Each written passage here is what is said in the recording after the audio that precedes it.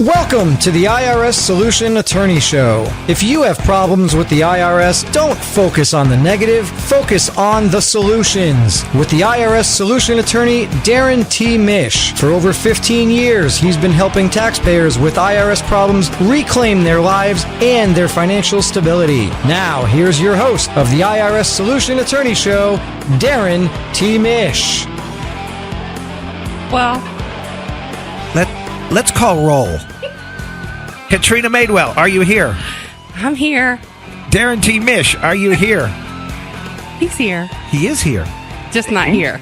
Are you here, Darrin? I'm live on air right now at 10 a.m. We told everybody why you're not in the studio because of that doggone problem on the interstate right around West Shore. Had 2 or 3 lanes blocked, and now finally 1 lane's the only thing blocked, but a monster backup. What was the dealio? What's going on? What created all that? Multi-vehicles. And so Darrin had to jump off the interstate and go over on Kennedy, and you should be on the bridge now, correct? No, I'm still right by West Shore Plaza. Oh, see, it is a mess. Those side streets are even a mess. Waze told him he was getting here at 8:05, but it lied. Well, you know, the GPS cannot anticipate other people's bad driving, so that's what happened. You know, a year ago, if I had to go live on the air from the car, I would have been an absolute mess. So I've grown. Because I just think it's funny at this point, because what are you going to do? You're stuck in traffic. I have a pretty nice vehicle, so I'm comfortable. I'm probably more comfortable than I am in the studio. Yeah, I would agree. All good. I think your truck is bigger than the studio, actually. Well, I think my seat's more comfortable than the seat in the studio, so that's for darn sure. So I brought you a little surprise. You're going to have to wait till you get here to see what it is. And I brought Pat George a little something back to you. It was my 19th anniversary, as we talked about last week. And we had a great time on the boat in Cozumel. And I did not expect this surprise, and I was jealous that she went, and I was very envious, and I didn't know I was getting the surprise, but now I got it. I'm glad you went. He changed his mind. His mind. All that envy's gone. And we'll give you a little hint. It's healthy for your bones. I found out that agave makes your bones stronger. Oh, so it's pretty clear what you got. Right. Yeah. Well, what else would I buy Pat? Well, since he pretty much lives at Vallarta's restaurant in Carrollwood, it's not that hard to understand. It's either chips and salsa or tequila, one of the two. And we just decided that Katrina and I are going on a cruise now in September. We're going to go to Cuba. Yeah, that'd be really nice. And the fun part of that is actually going to be painful because I have 2 work trips plans right in between. Like literally, if I take that trip with you, Pat, I will be getting back from San Diego Tuesday, leaving Thursday, right? And then I have a trip to Austin the week after I get back. We don't even make a house payment that month because you won't even be living there. What about the kids? The utilities, you'll say. Yeah, the kids are still there. It doesn't count. It's not the adults that leave the lights on, you know. On our honeymoon, Heather and I went to Hawaii, and then we took the red eye back from Hawaii. We landed in Tampa, and we had to drive over to Port Canaveral and get on a ship to go on a 3-day cruise that was work-related. And it was really funny because we were like walking zombies for that whole 3-day trip. Cruise. I don't remember a whole lot about it other than I was tired 100% of the time. Was that the one where you said, if I'm going to be here, I'm gonna have fun, and you opened a beer in the class? No. It's a different one. That would be my life philosophy, but that was a different cruise, actually. So do you have your whole show plan taped to the dashboard right there? Yeah, well, I'm going to go ahead and try and look at my notes while I drive. It should be really interesting. Well, he's got a chicken story first, but I'll tell you what today's show is about. So today's show is all about crazy IRS news stories. So that'll be kind of fun. Right, because there are some crazy ones. We had this whole hack last week about the things that the IRS people can do to actually get fired. Yeah, and at least one of these stories touches upon that because the person actually not only got fired but went to prison as well. Little update: the Howard Franklin is moving fine past West Shore. If you can finagle your way past West Shore. Yeah, we know that part. It was not moving fine behind you around West Shore. We got to say hi to one of our listeners this morning. Just text us. Robert's out there listening. Says, sounds like you guys are having a lot of fun on the show this morning. Thank you, Robert. We are. So, Pat, is the Veterans still clear? Because I came up the Veterans and I didn't hit any of that. There's a problem by Memorial, southbound. It just occurred. I got lucky. I think And I this missed has injuries too, so it's going to be doing well. the traffic by my chinny chin chin by the seat of my pants. Well, that's what you have to do. You have to leave your home every morning like you did at 4 a.m. to where you live to get here on time. We do leave, in all honesty. I think Darrin and I both leave about 7, and we usually get here around 8. Usually. Yeah, 2 hours to go 45 miles ought to be enough. I'm just saying. Hey, you're from California. You're used to it. Yeah, why do you think I don't live in California anymore? But in case you're just tuning in, this is the IRS Solution Attorney radio show, live from the Howard Franklin Bridge. And I'm Katrina Maiden. I'm actually here in the studio with Pat George. We'll keep you posted on the traffic. Some of you longtime listeners might recall the time that Katrina was stuck on the Gandy Bridge, and I was merciless. I teased her mercilessly. Oh, my gosh. But she's not doing that to me today, so we're just going to move right along. We had the big announcement, I don't know, about 6 months ago, right? That I'd moved out to the farm and that I had hatched some chickens. And that was going to be my first little venture into being a chicken farmer, or really a farmer of any kind. And a new, big, exciting announcement, we got our first eggs from those hatched chickens in the last week or so. So, they're the most expensive eggs that I've ever eaten in my entire life at this point. Did they taste any different? Well, they taste good. Eggs are kind of eggs. I mean, they're a little bit fresher. Yeah, but organic eggs always taste different than store-bought eggs. Always. Really? Yeah, they're organic, free-range, cage-free, hatching chicken eggs. Are those the brown eggs? Plus, I don't know about you, Darrin, so you have to talk about your chickens, but the eggs that we get from my father-in-law's house when we have the chicken before we gave Hillary the chicken to my father-in-law, the yolk is always a brighter yellow. Wow. That's true. Was that true for you too? And that is true. We have some brown eggs, and we have some chickens that lay kind of small white eggs. Is that a lot more cholesterol? There was a hawk out there I wouldn't know. But there was a hawk out there this morning, and we've got some chickens just walking around. They're kind of dumb, and the hawk was sort of interested in them. So I might have fewer chickens when I get home this afternoon. I'm not really sure. Well, because of a snapping turtle, you have less ducks. This is true. A very sad story on the farm.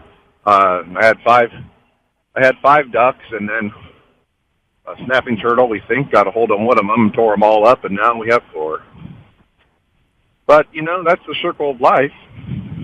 So let's the way things go. Shall we jump into our first news story here? I'll get it going, Darrin, and then you can share what you got. But this sounds kind of crazy. And it says a living man declared dead by the IRS for 29 years was resurrected by a U.S. senator. And so this guy from Minnesota, he's a U.S. senator from Minnesota. He helped a man rectify his struggle with the IRS, which declared him dead for 29 years. And there's a news KPSMTV out there reported that Senator Amy Klobuchar, I'm probably going to mess her name up. She's the manager to revise false declarations. And the government now recognized that Adam Roning is alive, which was an absurd situation by the senator, said in this statement. The Constitution was declared dead by the government when he wasn't. It doesn't get much worse than that. It's interesting because we talked about this, I think, once before a while back, and maybe it's sort of similar. I don't know, but being dead is weird, to say you're dead and you're not. Even having a Social Security, if you don't have a Social Security number, it can be horrible to try to get one. So I can imagine how much fun this was to prove you're not dead. My first thought, and maybe it's just because I'm the cynic here, but my first thought was, why in the world would you want to convince him you're alive? Think of all the benefits of being dead in the IRS's eyes. I mean, can a dead person's income be taxable? I'm not really totally clear on that. I guess so. I'm all kidding aside. I'm sure it was really aggravating, to say the least. And this went on for 29 years. My goodness, does that demonstrate the inefficiency of the federal government or what? But 29 years, why would you bother at that point? And I think you have a valid point, Darrin, where why would you want to prove that you're not dead? Just go make cash and don't worry about it. And if they eventually catch you, you go, but I'm dead. What, you didn't get the memo? This is the ghost. This is the ghost of, what's his name? Adam? Adam. Yeah. Can you imagine that, Pat? No, I Adam wouldn't. Roning. Yeah, I'm the ghost. I'm not really here. No, I couldn't imagine being dead, and I don't want to imagine that. No, but if the IRS thought you were for 29 years, like, what would you do differently? I don't know. They'd catch up to you eventually, so I guess I would still continue to do what I'm supposed to do. Well, you probably would not be our producer because I can't imagine that Beasley would be all in for that one. Exactly. I had a case one time, and this isn't that great a story because I can't remember how it turned out. But I had a case one time where a gentleman came in. He was in his 60s, and he had been in the Army during the Vietnam era. And the Army actually assigned him a Social Security number that was like one digit off from his real Social Security number. So he rolled with the old one or the real one? I think he tried to roll with the new one. You're going to have to wait until after the break to get the answer to that question. This is the IRS Solution Attorney Show. We'll be back in just a minute.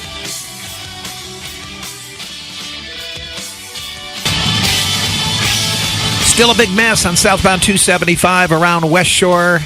Still got a lane blocked and a backup coming out of the interchange and making everybody late, including Darrin T. Mish. Mr. Darrin T. Mish, which is on the phone here with us today. He'll be in the studio here shortly.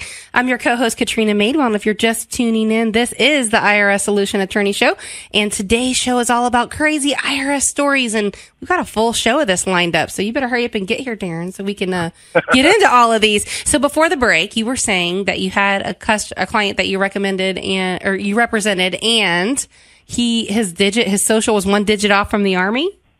Yeah, when he was inducted into the Army, he was drafted into the Army, they, I can just imagine some sergeant who was like, here's your number. He's like, but Sergeant, that's not my number. He's like, shut up, there's your number. And he said he tried to change it for many years.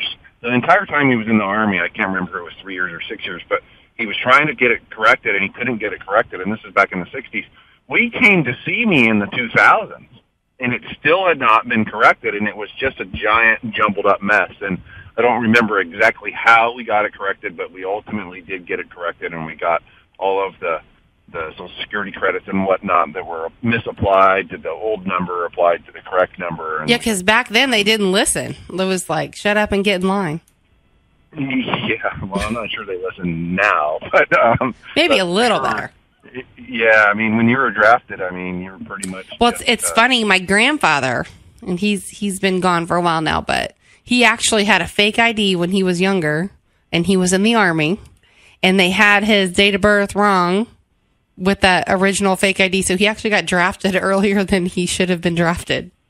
Oh boy, talk about bad luck. I know, isn't that something? So moving into our next story here, this one's interesting, and this ties in very nicely to exactly what we were talking about last week. But this one says a former IRS revenue officer is heading to prison for tax evasion. So this person is a former Internal Revenue Service officer, and they've actually been sentenced to prison for 43 months for tax evasion and corruptly endeavoring to impede the due administration of the Internal Revenue laws, according to the announcement from the Department of Justice. And according to the documents filed with the court, 1989 through 2014, Henty Lucian Baird of Greensboro, North Carolina, operated H.L. Baird Tax Consultants. And Baird had previously worked as an IRS Internal Revenue Officer for 12 years. And so, although he filed tax returns every year, he had not paid taxes since 1998.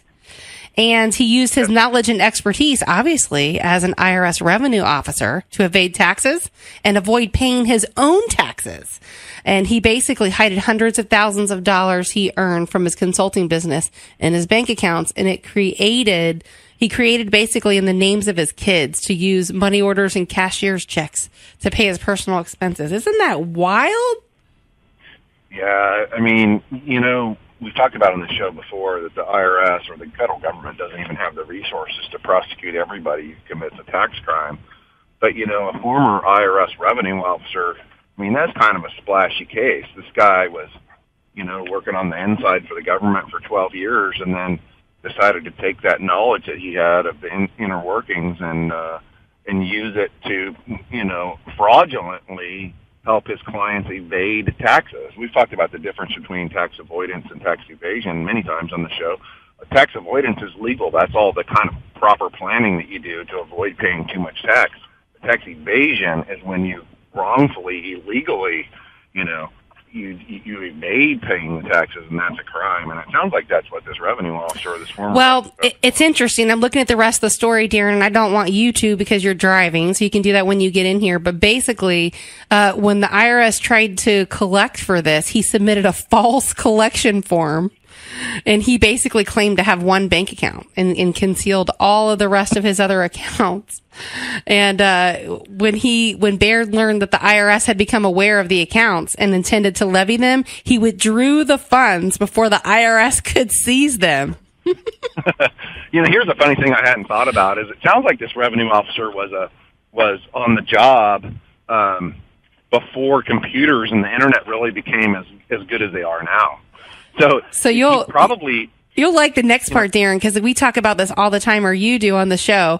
But it says basically to stall the impending liens and levies and evade paying taxes that he owed, he filed a cash offer in compromise to settle the tax debt and request to discharge the levies on a nominal accounts as an application to subordinate his federal tax lien. So he's only showing them this one account. Yeah, I mean, and that's probably taken into consideration in sentencing. Just all of the acts that he took in furtherance to evade, law enforcement in this case. They also talked about how during the time that he owed the IRS all this tax money, he continued to pay his mortgage on his 4,300 square foot home, his annual fees for his timeshare in Florida, and his car payments on his BMW. Got to be careful. You got to be careful when you're trying to claim you're broke, that your lifestyle reflects somebody that's broke, not a guy with a timeshare, a BMW, and a pretty good-sized house. He also says here that he used the Internal Revenue laws by using his stepson's identity without his knowledge to apply for a preparer tax identification number, or your EIN. Baird used that EIN to file over 900 tax returns for his clients, as well as his own tax returns. Wow. So this is okay. I'm going to hang you up, Darrin, and keep talking because you're echoing. So hang up. He's in the studio. He'll be on in just a second here with us. So it's interesting because this guy actually specialized in IRS tax problems and delinquent tax returns and offer. He basically the delinquent employee taxes release and levy. So he submitted at least 120 power of attorney forms to the IRS on behalf of his clients, falsely claiming to be an enrolled agent. Even though the IRS revoked his authorization to represent taxpayers in 2009. So if the IRS revokes your authorization to represent taxpayers, Darrin, I mean, you can totally chime in on this one because this is exactly what you do. If let's imagine it's you for a minute. The IRS revokes your privilege to represent taxpayers. Well, you have to do something pretty bad, right? Yeah. There's ethical standards and whatnot. And there is something called the Office of Professional Regulation, where that the IRS has, to where if you've violated certain ethical rules or been charged with a crime and whatnot, they can suspend or disbar you. And that's what sounds like happened in this case. Which he wasn't even an attorney, but still, I mean. Yeah, but you can be disbarred from practice before the IRS. Okay. It's kind of like a separate thing.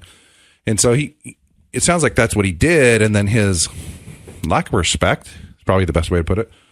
His lack of respect for the law is what ultimately got him in trouble. And I think that 43-month sentence in the federal system, it's kind of long. It wouldn't be in a state court system at all, not in Florida. But it's kind of long for federal crimes because they don't tend to sentence as heavily for white collar kind of crimes in the federal system. Do you think he'll actually serve all 43 months? That's a good question. If he's a good boy, you think they'll reduce it a little bit? I think the federal system still does have some gain time. The state of Florida, for example, you can only get 15% knocked off for good behavior. And do you ever wonder, like somebody like that, right? He used to work for the IRS. He doesn't anymore. He's no longer allowed to even represent people, even though he knows the rules. He falsely identified someone else's, use their information to get an employer identification number, and now he's in jail. What the heck is he going to do when he gets out of jail? Not only that, he's going to have, the story doesn't tell us, but he's going to have millions of dollars in restitution as well. And, the restitution. I didn't even think about that. Yeah, he's going to have millions of dollars of restitution. He's going to be on probation. Come after that? They'll be seeking that? Yeah, I've spoken to a number of people over the years who have, large restitution amounts for similar crimes. And what happens is they ultimately get off of probation, but they have to pay the restitution basically for the rest of their lives. So, let's say you're mid-40s and you've got a $4 million restitution order, which would not be uncommon, right? Because they're alleging this guy helped many people avoid paying taxes or evade paying taxes, right? So, his restitution is going to be in the millions, and then his ability to pay, because he's a convicted felon now. What's your new career? Horticulture. Yeah. Well, let's hope not for him. But, he's going to pay $100 a month or something for essentially the rest of his life, or until the government agrees that he can't afford to pay anything on the restitution. But it's one of those things, like people's decisions that they make when they decide to commit crimes, it makes you scratch your head. I mean, I really do believe there's almost unlimited opportunity out there in this country and in this world. And to decide to commit crimes to make a quick buck is just lazy thinking. And it's a decision. It's just that. You nailed it right on the head. So when we come back, we're going to get to our next story, and it's the IRS Crime Team NABS Awards for investigation into the dark web. We're going to talk about drugs and Bitcoin when we come back in just a minute. Is that allowed, Pat? I have a dump button if it's not, so don't worry. And there's a delay. We'll be good. We're pretty good. There's only a few words you can't say on the air. We won't say any of those. Thank you. There's 7 words, actually. There are 7. We looked those up. All right, you're listening to the IRS Solution Attorney Show. I'm your co-host, Katrina Madewell. Mr. Darrin Mish is finally in the studio with us, and we are going to finish the rest of the show live here in just a minute. Stick around.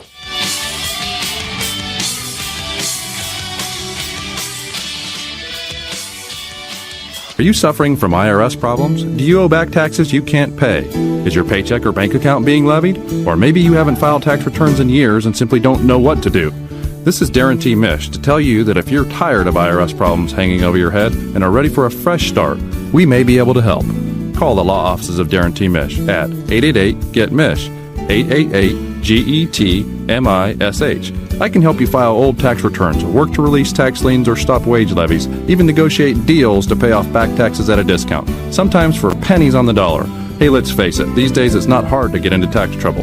A divorce, failed business, health problems, you name it. The point is, IRS problems may be solved if you're willing to take the first step.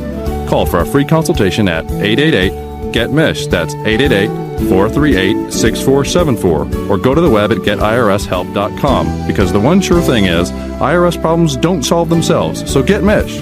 888-438-6474. Principal Office, Tampa. Eastbound and down, loaded up and trucking. Are we going to do what they say can't be done? Buford T. Justice is out in the parking lot right now looking for you. I could probably say that I did not speed today. He said you did. There wasn't much opportunity to speed today. His truck's not capable of speeding. No, I think he saw him coming off the 4th Street exit, coming down 4th Street. That's where he got him. You got a point there. I might have exceeded the speed limit on 4th Street. That's why he's here. For those of you who aren't familiar with it, the off ramp from 275 to 4th Street North is it's just really a long stretch of very wide highway or road, really, with nobody on it. So it's kind of hard not to go a little too fast. Which, Darrin was a little late this morning coming into the studio, but he made it. By the way, the day that I was late, because people listen, I told you this, right? Pat, I've been out, Pat, and I've talked to people, and they'll say, oh yeah, I know you. And they'll say, I remember the day that you were late to the studio. So one day I was late to the studio. They only remember that one They tore day. me up, and people remember. So this will be the one day that people remember you were late. It was a product of my insecurity that I made so much fun of you on that day. I'm less insecure at this point in time, so we can just move right along. I was right? nice to him. I saved him some grace. Yeah, you were actually. So today's it's pretty cool. Like today's show, if you're going to be late, Darrin, you picked a good day. I think to so. be late with the topics of the show. It's crazy IRS news stories. It's a good thing we'd have to start talking about offers and compromise or something, because we probably would have got something wrong. I could do it. No, I'm saying it's a good thing Pat and I didn't have to talk about that. Yeah. But the next story, so this one talks about the IRS crime team. Basically, the Secretary Treasury, Stephen Munchkin, is that right? Helped kick off the 3rd annual Law Enforcement Award ceremony for Financial Crimes Enforcement Network. Didn't even know there was such a thing in the U.S. And the Department of Treasury. Each year, is it FinCEN? Yeah, it's FinCEN. FinCEN, and they present awards to law enforcement agencies, and they use the Bank Secretary BSA, Bank Secretary Secret Act. So, do I have this wrong? Can you fix it? Because I don't think that's secretary. Okay. But I don't know what that word is. I'm going to fix this. So here's the bottom Secretion. line. No. Okay. Secrecy. Wow. Anyhow, here's the bottom line on this story. Okay? BSA. There were some people on the dark web, and the dark web is that part of the internet which The underground web, right? You normal people can't find. It's hidden from our site, but people use it for nefarious purposes: human trafficking, drugs, hacking, that kind of thing, credit card offenses. And so it sounds like the federal government is like, trying to actually catch up or be on top of this dark web stuff. And what happened was there were some people who were trafficking in drugs, methamphetamine specifically, and they were using what's called Tor software, which is it's not like a web browser. It's you know a lot about this stuff here. Yeah, it's like some special software that helps you access the dark web so that you can try to hide your identity. And so what they were doing is they were trading methamphetamine for Bitcoin, which is even weirder, right? I mean, instead of cash, they were using Bitcoin, and I'm kind of fuzzy on what Bitcoin really even is. And but how many people really even accept Bitcoin? Well, it's becoming more and more, especially on the dark web, more and more tradable. But Bitcoin is like this kind of fake currency that's used on the internet. Who created Bitcoin anyway? Do we know anything about that? I don't even know. Probably a better question. And the bottom line was the IRS, they actually figured it out, and they brought some people to justice. They charged them with tax crimes. Remember Al Capone? So they were paying by Bitcoin? Is that what you're saying? Remember Al Capone wasn't brought down for running booze or for killing people. He was brought down for not paying the taxes on his moonshine activity. So the Department of Treasury and the IRS is hard at work doing the same thing.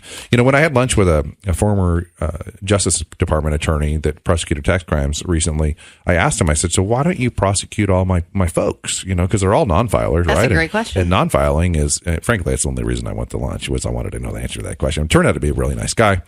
But I wanted to know, why don't you prosecute my folks? Because they're all like non-filers. They all have missing tax returns and whatnot. And what he said was, it's just not sexy. It's a misdemeanor. It's just, we just don't have the resources to prosecute every non-filer. He said, but we will throw a non-filer charge on there if there's some other illegal activity, drug trafficking or, things like that. He said, we'll tack on the tax charge because that, helps enhance their sentence and whatnot like that. So... All right. Of course, we then had to talk about Al Capone and all that. Yeah. But I mean, it was a good experience for you, I'm sure.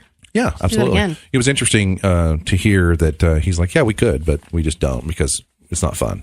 That was kind of the bottom line. And the thing of it is, too, you've always said this on the show, like their goal is to get you back in the system. Yeah.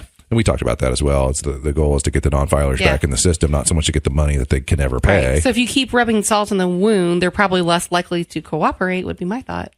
Right? Yeah, well, absolutely. I mean, if you we talked about the guy, the former revenue officer that's going to do 43 months. I mean, I guess that guy will be back in the system, making minimum wage, but he's lucky. Yeah, if he can get a job. I don't even think he'll be able to get an EIN. Do you? Yeah, he probably keep not a new EIN, not for a business, but maybe, I don't know. That's what I'm saying. Like, yeah. It might be a term and condition of his probation that he not be self-employed. That was my thought. Like, if you can't get a job, then a lot of people elect for self-employment. It's not a good option for that guy. The next one is a pretty cool story. It actually reminded me of something which I'll share. But this North Carolina woman, she mistaked a real IRS agent for a scam. And she pretty much just ignored the IRS officer. So it was Kathy Robbins out of North Carolina. She vowed not to fall for IRS scams. We talk about those all the time. And so when someone claiming to be with the agency left her a note in her mailbox, she just ignored it. And the person really was with the IRS. And according to her, she said it didn't look right. I've never heard of a legitimate IRS communication where you just tape an unclosed document with scotch tape to someone's mailbox. Are they allowed to do that? That was a little questionable. They are. And here's probably what happened. Okay. The revenue officer's been trying to reach this person, has been trying to, call them or actually they don't call them ahead of time, come to think of it. So the revenue officer's job is to come out and make contact, show surprise them visits. Yeah. And to try to get in touch with them that way. And if they're not there, the taxpayer isn't there, which I'm sure happens a lot, then they're supposed to leave, their business card and or a note to, hey, give me a call. I think this was a case of wishful thinking on the behalf of, Ms. Kathy Robbins here. I mean, it's hard to imagine that she didn't know that she was behind on some taxes and owed the IRS some taxes. I think she was just kind of like, yeah, it looks like a scam. That's a story I'm going to go with here. And it's kind of funny that it was picked up by the media, actually.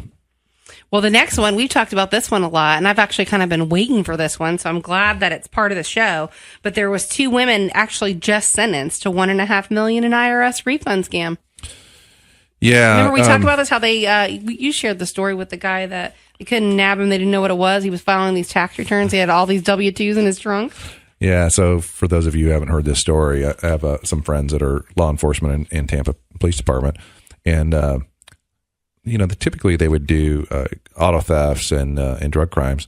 And they noticed this guy in the neighborhood who was driving around a chromed car. I mean, the whole car was chromed. And so they kind of figured, he must be doing something illegal because that's really expensive. And he doesn't look like, we follow him all the time and he doesn't go to a job. So like, what's the deal? Something's going on. So ultimately they went ahead and they pulled him over and they found like the console was full of IRS refund checks. So this is the same story. Like they actually nabbed these 2 women, Jenkins and Langley out of North Carolina. They basically stole over $20,000 in tax refunds. $20,000 is, that's peanuts compared to what they're doing here in the Tampa Bay area. I guess here in the Tampa Bay area. But they got one. I haven't heard many in the news. Now I'm looking at this headline right now. It says they got over $1.5 million. Oh, wait, where did I see that? Yeah. And so that's a lot more believable. $1.5 million. Oh, they got to pay back 20. Oh, wow. Well, they're going to get a good deal, right? Yeah. It says right here, one of the gals got 2 years, 3 years of probation and has to pay back $20,000 of the $1.5 million that she stole from the United States government. The government, I'm no big fan of big government, okay? I make no bones about that. But the government does have to get a handle on this. They need to put some controls in place so that it's not so simple for, these are not brain surgeons here who did this either. But the problem is this is not a priority. Apparently That's not. why I'm surprised that it's in the news, because we've seen it on our end where people legitimately can't buy a house or something and they think that they're filing fake tax returns, like they fraudulently filed returns, but someone else actually filed them for them and swooped the refund. Yeah.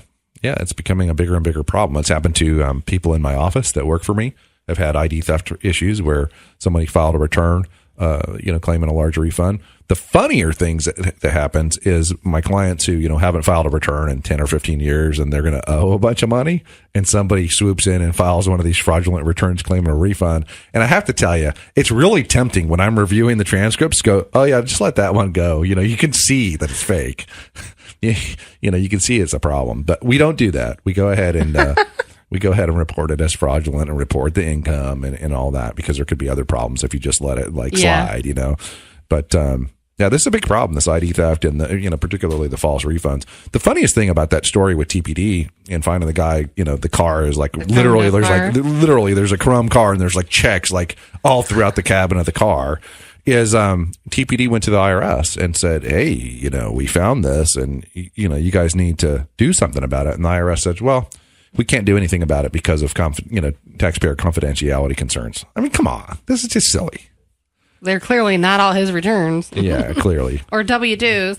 So, Michael Jackson's in the IRS world tax lines.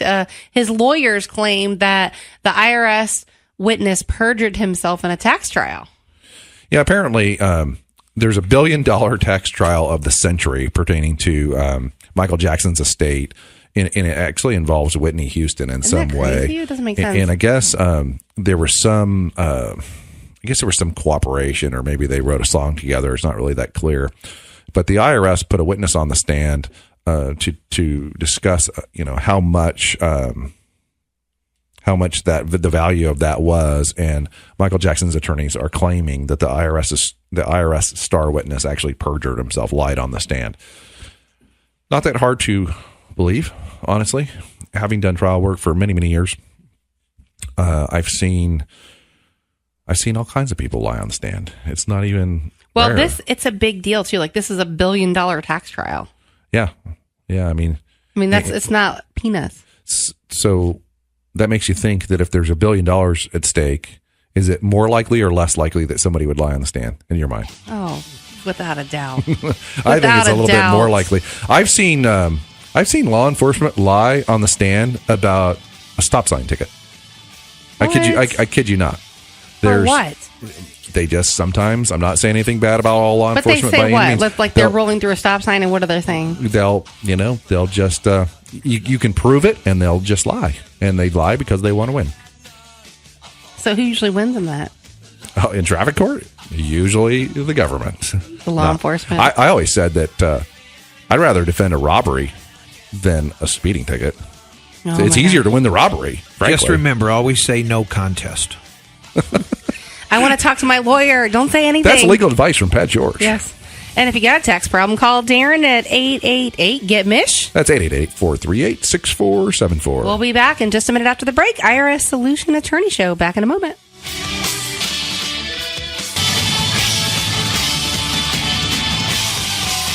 Welcome back to the IRS Solution Attorney Show. I am the IRS Solution Attorney, Darrin T. Mish. He's in the studio, and I'm here too. Your co-host, Katrina Madewell. We are, in fact, both here live in the studio. I probably sound a little bit better now than I did on the phone. You missed the earlier part of the show. Darrin was a little late today, so I had to snap on him a little bit. Completely beyond my control. I had 2 hours to go 45 miles. How's that Howard Franklin doing there, Pat? Is it still all jacked up? Yeah, it's still blocked. They're saying southbound at West Shore, left lane still blocked. Cleanup in progress. How many miles? Right now, it's at least back through the interchange, and if you're in it, it seems like it's back to Brooksville. Yeah, if you're late for work today, it's probably a good day to just not go in. I did actually consider just turning around and I'm going to do it from the phone. I can do the entire show from the truck today. Today's topic of our show is crazy IRS news stories, and our last one for the show today is all about Tori Spelling. You may recall Tori Spelling. She played Donna on in Melrose Place. No, on 90210 or 90210. That's right, in Melrose Place. And no, she wasn't on Melrose Place. No, Melrose was a spinoff. It was 90210. And I actually used to watch both of those. The interesting thing about Tori Spelling is she is the daughter of Aaron Spelling, and Tori grew up fabulously wealthy because Aaron Spelling was the creator right in Beverly Hills. He was the creator of not only 90210, but Charlie's Angels and a lot of other very successful shows. And so she actually grew up in Beverly Hills, and she grew up essentially like super wealthy. She doesn't know any different. So the story is that the IRS apparently levied her bank accounts last summer. She's married to another star named Dean McDermott, apparently. And apparently they owe over $707,000 to the IRS, and their bank accounts were levied. That's only from the 2014 tax bill. They probably owe more than that. Yeah, it sounds like old Tori has a little bit of a problem, a little bit of a spending problem. And she even said in the newspaper article, she says, "It's no mystery why I have money problems. I grew up rich beyond anyone's dreams. Even when I try to embrace a simpler lifestyle, I can't seem to let go of my expensive tastes." So we talk about how politicians are out of touch a lot, and that they live in their ivory towers. Well, here you have a Hollywood star who just cannot relate. If you just know somebody, if you have friends that live on $20,000 a month or $40,000 a month or even $50,000 a month, we normal people tend to think of that person as, they're pretty well off. I mean, they're doing pretty good. They shouldn't be doing without anything. Yeah. This is somebody who's living on, potentially hundreds of thousands of dollars a month and can't figure out. Probably more than most people make in a year. Yeah. Can't figure out how to make it work. Now, in her defense, briefly, I mean, she probably does live in Bel Air or Beverly Hills or someplace like that where your housing payments, $20,000, $30,000, $50,000 Yeah, but by a month. this point, shouldn't she have enough money to pay cash for the thing or pay it off? She has some connection to Tampa because I've seen her. I've flown on the same plane as her in the past from Tampa to LA. So I don't really know what she was doing here, but I've seen her more than once on that flight, from that nonstop flight from Tampa to LA first thing in the morning. So we should send her to FPU. We'll throw it through Dave Ramsey's.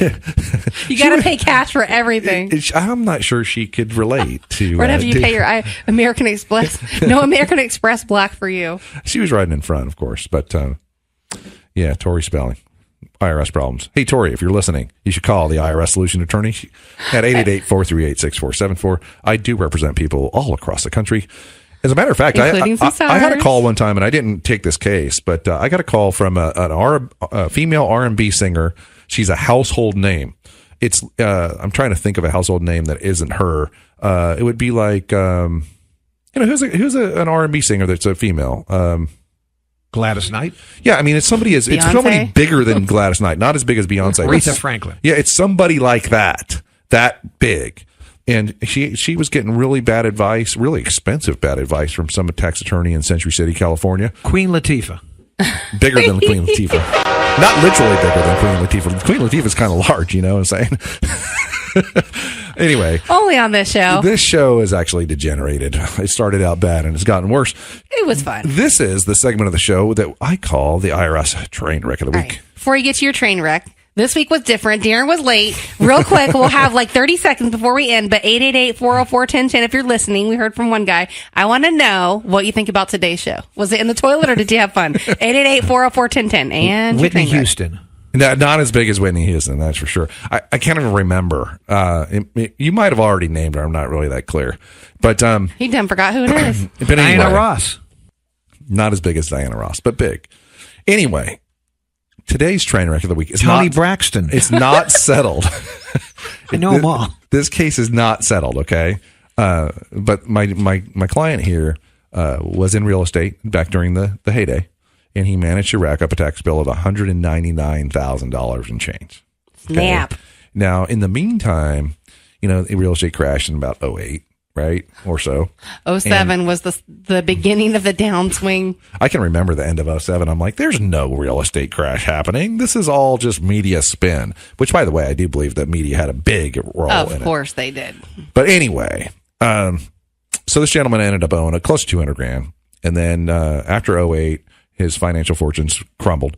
And then he started to have health problems, which is kind of common, right? When you're having financial problems, the natural next thing is you start to have some emotional challenges and then your body starts to break down. And so this gentleman's did as well. And so he's, as far as I recall, he's renting a room from someone right now, and he's really in hard times. He's not making much money. He's still in hard times because I think it was the physical challenges now at this point that have him so far down. Plus just the emotional toll owing the IRS $200,000, right? Yeah, but in this market, he should be able to make that up. So we filed an offer in compromise for him, and we offered the IRS a whopping $250. So think about that. Well, he lives in someone's basement or room. I mean, so we don't have a lot of basements here. I'm just teasing. So we offered him $250 on $200,000, give or take. And it looks like the IRS is going to go ahead and recommend that for acceptance. It looks like they're ultimately going to take that. So the moral of this story is not that you should let your life get to the point where you're living, renting a room from somebody and let it get that bad. But if you are in that situation and you owe the IRS lots of money, there very well could be just a silver lining to that deal. I like to say, and I try to live by this, in every challenge, therein lies an opportunity, and it's your job as the person going through the challenge to try to find that silver lining, try to find that opportunity. There's always something. There always is something. Every time I'm feeling sorry for myself, I have to step back, I look at the challenge I'm going through, and I said, okay, there's an opportunity, and we're going to laugh about this someday. Yeah. Well, you pay for your education one way or another. That is a true statement. It's I know many people that do not have 4-year degrees and have made mistakes bigger than you could ever think of, but that's the price of education. With experience, hopefully comes wisdom. They learn from it. That's right. Hopefully. Well, you're listening to the IRS Solution Attorney Show. We had fun with you guys today. I hope you had a great day listening to our show. I hope you had fun with us poking at Darren being a little late. Go out the back door, remember, because they're still at the front door waiting for you. Yeah, it was a good time. And you can get Darren his off-air number at 888-GET-MISH. That's 888-438-6474. Visit the website at getirshelp.com. You can download the podcast, download the app. GetIRShelp.com. Thanks for joining us. For today, we're out.